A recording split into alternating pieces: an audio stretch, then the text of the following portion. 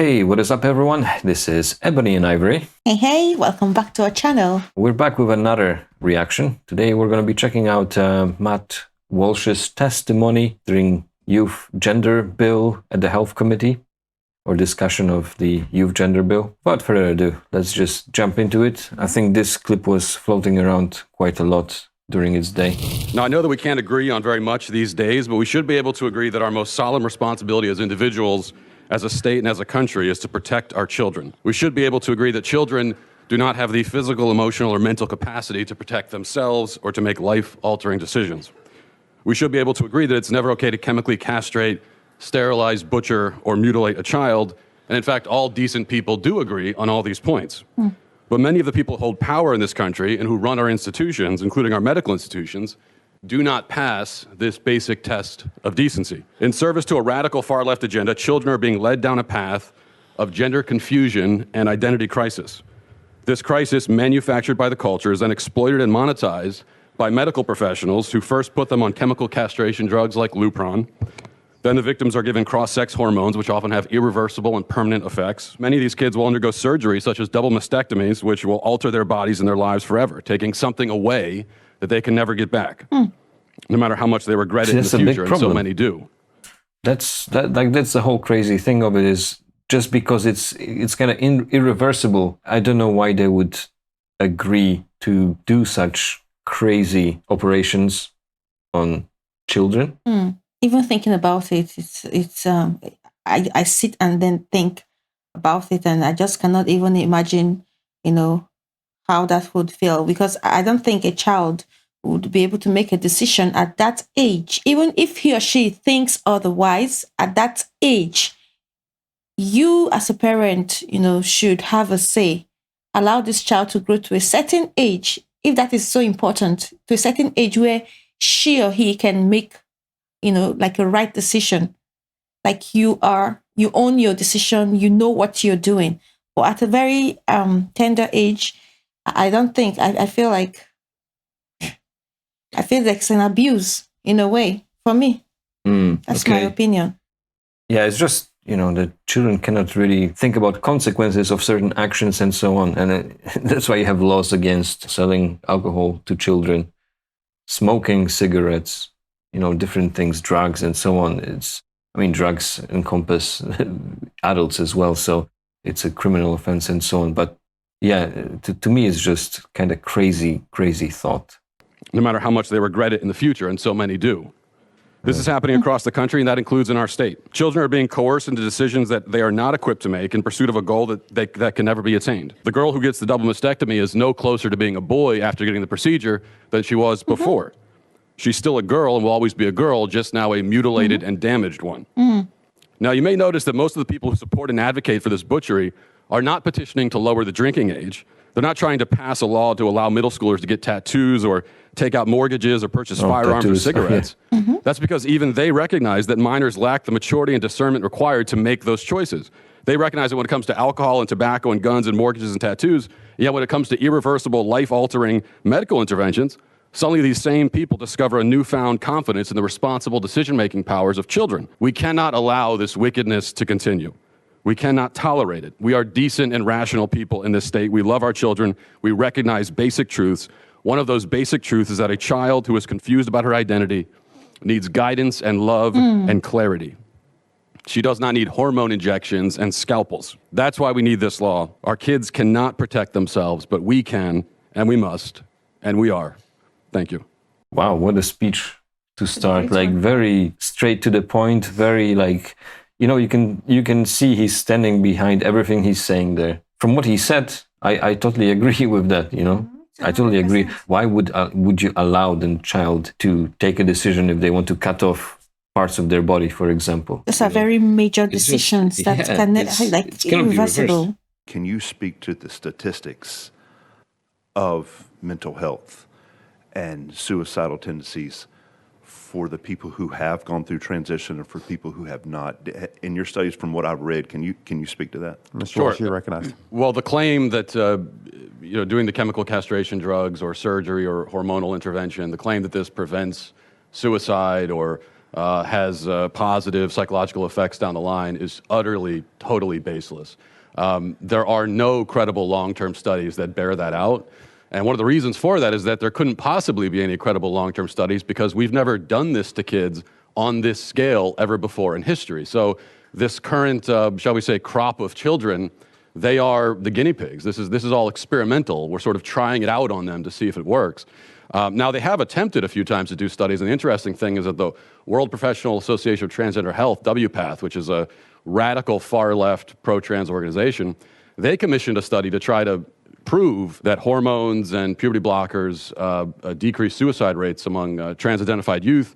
And even in their own study, they found that they couldn't prove it. They couldn't make that link because it's just not possible to do.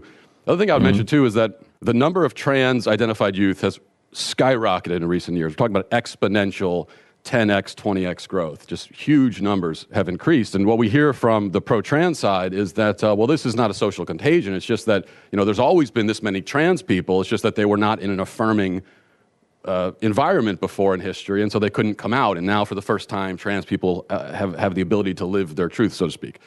Well, if that's the case, and there have always been these sort of like millions of trans people, and if it's also true that if we don't affirm them, that it would cause them to commit suicide, then we should be able to look back in history and find just this unbroken, incredible epidemic of children mysteriously killing themselves because they weren't being affirmed as trans. And what you find is that that didn't exist. I mean, the youth suicide rate has increased exponentially alongside trans affirmation. So trans affirmation causes the suicide rate, not the other way around. The last thing I'll note is that the suicide rate among trans-identified people is sky high. It remains sky high. All the data shows this. It remains sky high even after surgery. And in fact, in the most reliable data that we have, it's years after surgery when suicidality is the highest for trans-identified people. That's the reality. He responds to, I don't know, like he must be very well prepared. But what he's saying, first of all, makes sense. Going back to the first part, why would you want to do operations on children to remove body parts and so on? Just as he said, there's laws against alcohol, tobacco. Why would you skip this? And it's very, very big decision. Like you cannot base it on what a child wants. You know what I mean? That's why you have parents to bring their children up, teach them, prevent them from making decisions that will have a very negative effect or irreversible effect on their future and so on. Once they grow older, they're adults, obviously they can take their own decision. I'm just speaking purely on the fact of what they're discussing here, which is the allowing for treatments and operations for children that, feel they're a different gender or so on. For me, my opinion will always remain that a child, as long as you still live under my care, cannot make such a decision. That's like a life decision, irreversible. You can never be changed once it's done. If a child says that or feels a certain way, you as a parent are in a position your duty to try to manage the situation to a point where this child grows to a certain age where he or she can make a decision. I think it's maybe 18 years and above. I don't know. But even at that, I still feel even at 18 years. I think in America, a lot of country states have laws. For example, you cannot buy alcohol until you're 21, for example. Like over here in Europe, in UK, Poland, I know it's 18. But I know a lot of states in US, you have to be 21 to buy it legally. So, it's even higher. Because there's so many things in life, you make decisions at an early age that you still regret. And then even at 18 or 21 years, you make such a decision and decide to, according to him, he said, mutilate parts of your body or something. And you still have to regret it in life. Talk more of a child who doesn't even know, who has not even gone anywhere, decides this is what I want. And you as a parent agrees to it because no life the experience, child wants nothing. So I just feel their brain needs to be a bit, set, because whatever you say to a child at an early age is what sticks there. So when a child is feeling that way, confused, I would say, you as a parent, it's your obligation to put the child through. That's my own stand. So a child can't, be put through that under surgeries, operations, because they feel confused. That's what I call it, confusion. Yeah. So people testified today that they had their gender-affirming surgery at 16. And I know you in former comments mentioned this on your blog. At about 16, you're an adult who's mature and can make decisions. You're that at 16. I don't care what anybody says. Even going so far as to say, 16 people. When you're 16, you should be married and could be pregnant or should be pregnant. So I'm curious if 16 is an adult in your view. Why does this bill have the minor defined as 18? That's a hit piece you took from Media Matters, from something when I was a radio host 13, 14 years ago in my early 20s. It's also not an accurate reflection of what I actually said. I was talking about the fact that people tended to marry young historically, and that's all that was about. How does that relate to this? Just curious of your definition of if you feel like people are adults at 16 should... Well, people are adults at 18, but actually your brain is not fully developed until you're 25. So we should be having a conversation about whether we should even be doing these surgeries to people at 18. But certainly before 18, it's absurd. I mean, do you think that a 16-year-old can meaningfully consent to having their body parts removed? Do you? exactly. I thought the video paused. No? No response? We do not. Yeah, we ask the questions. It's not. No, we ask the questions. So Representative Hammer, you're we recognized. cannot answer. That was really good. Yeah, thank you, Mr. Chairman. Can you give us a summary of your educational background or your healthcare education experience? You've testified as to a lot of your own research. So I'm curious for what purpose you do that and what background you have to qualify you to speak to that. Well, my background Walsh. that qualifies me to speak to this is that I'm a human being with a brain and common sense, and I have a soul. And the father. And so, therefore, I think it's a really bad idea to chemically castrate children. That is my experience. Also, I did. Now, it's true. I didn't go to college, but I did go to school long enough to learn how to read, so I can read the data for myself, and that's exactly what I've done. Representative Clemens, you're And recognized. for what purpose do you conduct your research and use this brain of yours? Mr. Walsh, Use you're this recognized. brain of yours. That I sounds use funny. it for the purpose of trying to protect children from being castrated and mutilated. That's one of the things I try to do. You don't use it to get clicks on your Let's state that. publication? Really? Well, are you using it right now to try? Oh my God! Why would you ask a question like that on like a hearing like that to get the clicks? Seriously. It doesn't even make sense. You're discussing very serious issue here, and the guy is just trying to turn it around. It's like, oh, you're just doing it for clicks. Yeah, of course, mate. When he Are you a started, he father? said he's a father. He's because he's a father, he's a husband. So he's speaking as a father. How can he say for clicks? No. Let's state that. Publication? Well, are you using it right now to try to get clicks with this interaction? Nice question. I really like Would the have gone idea Walsh. of drawing attention to the fact that this Exactly, drawing is attention. happening I think to that's children. I know you seem to find it very amusing. I don't. Sadly. Whoa. You know, if you're going to come before a committee and make mischaracterizations and misrepresentations, it's fair game for us to ask Okay, you but your educational what- background What and your foundational mischaracterizations? knowledge for making such What? I characterizations. don't understand. That's Just my point. say what what's mischaracterized. I'm curious about you speaking to the development of the human brain by the age of 25. I seem to recall you advocating on behalf of firearm possession at the age of 18. Do you think that's appropriate? Let's stay on the bill, please. Yeah, well, So I got can I respond to that? Representative Mitchell, you're recognized. I can't respond to what. Representative Yeah, Mitchell is recognized. thank you, Mr. Chairman.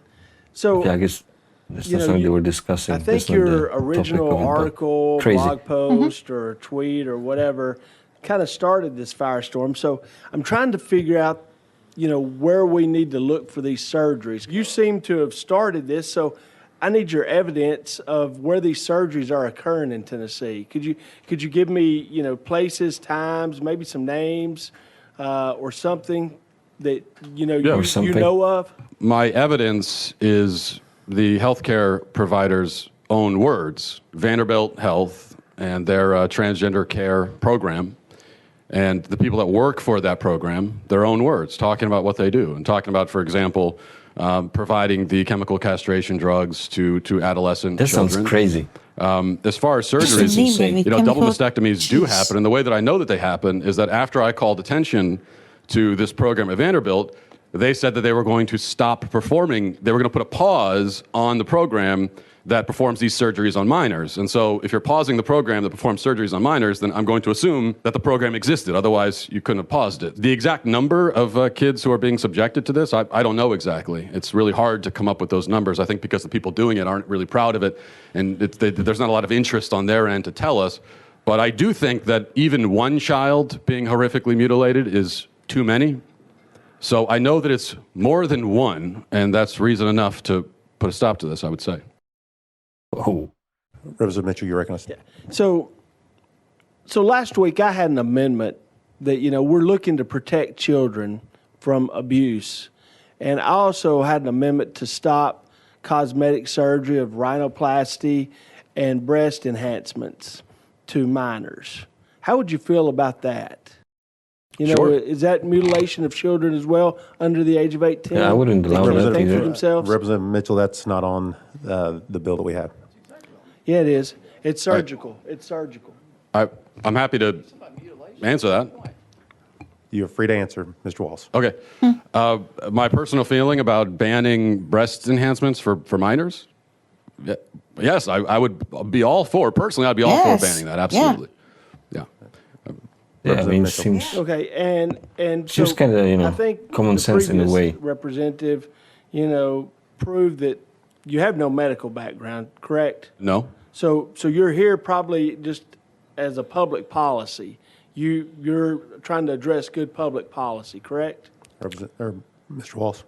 Yes? I'll just have to question, some of your public policy, expertise when, I'm reading here, Singapore is able to have nice things in part because they execute drug dealers by hanging and arrest even petty vandals and thieves and Yeah, I beat guess them that's something with a that he cane said. until they bleed. We don't have nice things here because we aren't willing to do what is required to maintain them. So, with statements like that, I kind of have to question your public policy beliefs. And, and you also stated there'd been no studies. Well, I'm sitting here holding a study from the American Academy of Pediatrics from the University of Pittsburgh about the suicidal disparities between transgender and cisgender adults and children. So I think, What does it before you say? He didn't state mention what it things, says. you What may are the need to know conclusions of all the that facts. statistics? Thank you. All right, thank you. Is that, can I respond? They didn't even allow him to Chairman Williams, you're respond. recognized. Yeah. Thank That's you, ridiculous. Mr. Chairman. I make a motion to go back out of session. I wonder if he responded to some of this stuff on his channel. Maybe. That was quite intense. In like those official settings, and they have like this hearing and stuff like that. Senator, blah, blah, blah, you're recognized. And then, you speak. It was very interesting. I think Matt Walsh was very eloquent, very fast in answering. What I loved about the whole hearing is some of the questions were very kind of like a loaded questions trying to assassinate maybe his character, make it sound like he's a bad guy. But he was very happy, like, yeah, no problem, I can respond to that, can I respond? It's really annoying that they've not allowed him to respond to, 2 or 3 questions there. Someone was kind of, asking question, but also stating some things in that, as I said, kind of like assassinating his character, what he stands behind, and then they wouldn't allow him to respond. So it's very kind of like one-sided to me in those situations. They just left it. So someone listening to it, I'd like to listen what Matthew Walsh has to say about it, because you only showed me one side of this argument. One person kind of, trying to say, well, you said this about, how they deal with criminals in, I don't remember, it was Singapore, for example. But they didn't allow him a chance to respond to that. I would love to listen to what Matthew Walsh has to say on that, on why, what he said and so on. Again, this is probably taken out of the context, that little quote. There could be a whole thing surrounding it and so on. I just felt some of the parts of it were terrible in terms of like allowing him to respond. It's just like, made him look bad without allowing him a chance to actually, clarify what he said or where he thinks and so on. In general, what he said, I agree. I agree with his, I'm just against any type of gender-changing surgeries for children. Really, it's been very simple in terms of we have laws against alcohol, tobacco, driving cars, other things, tattoos, like he said, mortgages, that children cannot do. And there's a reason behind it, years of studies and so on that led us to having those laws in place. So it seems very easy to assume that allowing a child to take a decision on something like that, removing body parts or how he said chemically castrating, you don't want children to take a decision like that. That's, for me, that's simple, and that's where it is. I always kind of feel that whatever you put into your body kind of have a way of either it hurts, harms you in a way, or makes you healthy. So these chemicals or whatever they are, they put into these children's body. You don't even know what the side effects in years to come. I think that's something that he was mentioning, that there's no like a proper studies yet on the effect of it on children. And as he said, which I found was like very straightforward, like a word to use, was like, they're being like a guinea pigs.